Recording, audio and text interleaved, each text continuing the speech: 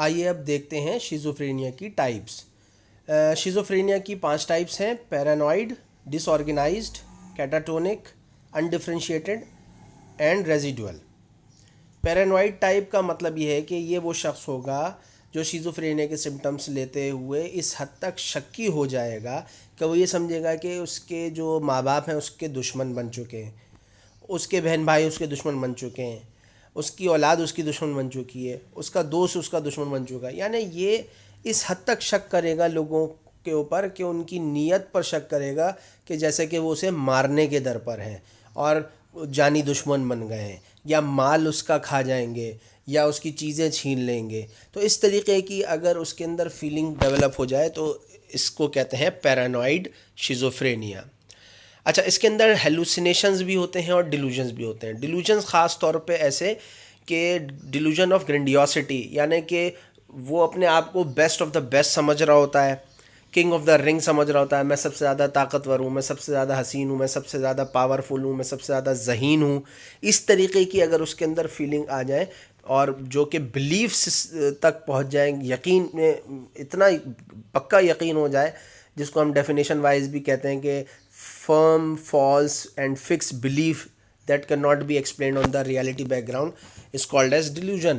تو delusion of اس کو grandiosity develop ہو جاتا ہے، یا ڈیلوژن آف پرسیکیوشن، یعنی کہ وہ اب اس حد تک یقین کر چکا ہے کہ فلاں شخص اسے مارنا چاہتا ہے، اور اب وہ بھی پھر کوئی ایسا پلان بنا لیتا ہے کہ کسی ایک لمحے پر وہ، یعنی جو پیشنٹ ہے، وہ اٹیک کر دیتا ہے صرف شک و شبہات میں، اور وہ قتل کر بیٹھتا ہے، وہ زخمی کر بیٹھتا ہے دوسرے شخص کو جس کے بارے میں وہ شک کر رہا ہوتا ہے.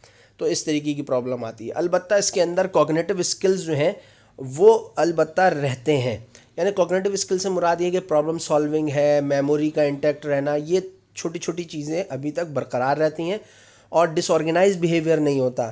کہ ڈس آرگنائز بیہیویئر کا مطلب یہ ہے کہ جیسے کہ ایک چھوٹی سی مثال ہے، یہ ڈس آرگنائز ٹائپ میں اس کا ذکر کروں گا میں، کہ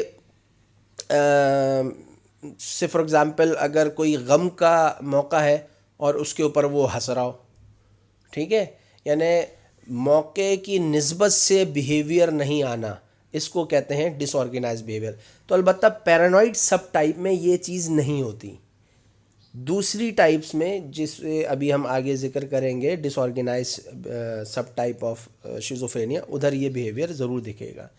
اچھا، پیرانوائڈ سب ٹائپ میں نسبتاً پروگنوسس بہتر ہوتی ہے دوسری سب ٹائپ سے، چونکہ اس کے اندر ابھی بہت زیادہ کوگنیٹو اسکلز جو ہیں وہ خراب نہیں ہوئے ہوتے ہیں، اور ڈس آرگنائز بیہیویئر بہت زیادہ نہیں ہے، لہٰذا کچھ امید کی جا سکتی ہے کہ یہ پیشنٹ ریکور کر جائے گا.